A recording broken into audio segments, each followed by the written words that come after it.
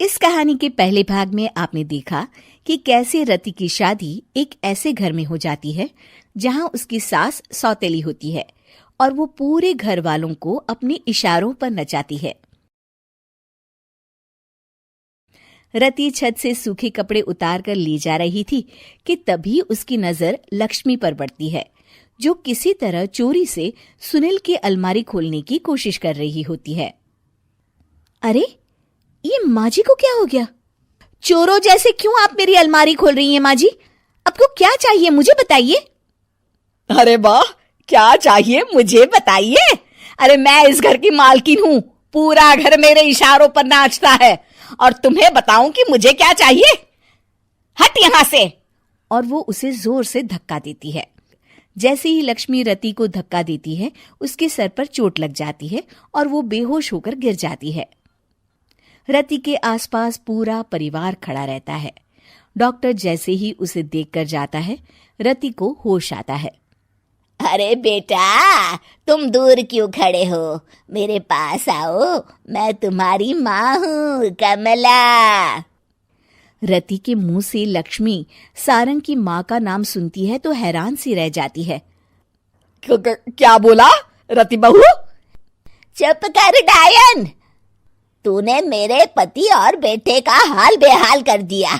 अब तू मेरी बहू को भी गुलाम बनाना चाहती है? रुक, अभी मजा चखाती हूँ।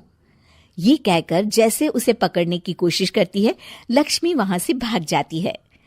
लक्ष्मी के जाने के बाद रति अपने ससुर और पति की तरफ देखकर मुस्कुरा देती है। दोनों समझ जाते हैं कि ये रति की चाल है।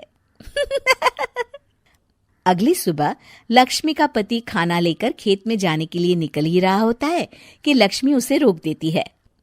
अरे कहाँ चल दिए खाना लेकर? आज घर का काम कौन करेगा?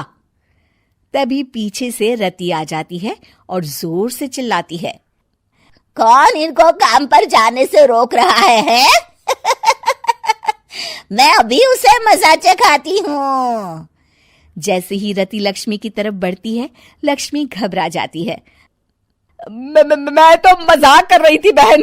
आखिर मैं कौन होती हूँ रोकने वाली? मैं तो बस ये पूछ रही थी कि घर का काम कौन करेगा? कौन क्या? तू करेगी। चल उठा झाड़ू और शुरू हो जा। लक्ष्मी पूरे घर में झाड़ू पोछा लगा रही होती है कि अचानक सामने सारंग खड़ा हो जाता है। अच्छा माँ, मैं काम पर जा रहा हूँ। रति के मामा की फैक्ट्री है, मैं वहां आज से मैनेजर के तौर पर काम करूंगा। सैलरी भी अच्छी है। अरे सारंग, तुझे क्या जरूरत पड़ गई काम करने की?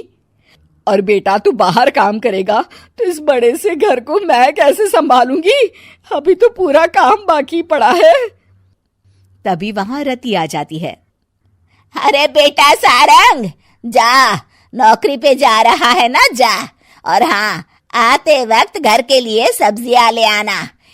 ये लक्ष्मी बैठी बैठी मोटी हो रही है, जरा काम भी तो कर ले। सारंग के जाने के बाद, अच्छा लक्ष्मी, सुन जरा यहाँ। लक्ष्मी अपनी बहू रति को सारंग की पहली माँ जो मर गई है वो समझकर उसके पास जाती है।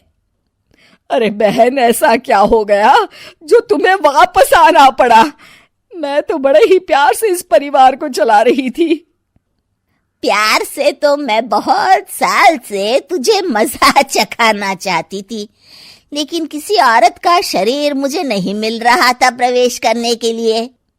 अब से ना मैं बहू के शरीर में रहूंगी। और हाँ, तूने कोई भी चालाकी दिखाई या मेरे घर के लोगों को परेशान करने की कोशिश की तो तेरा गला दबा दूंगी।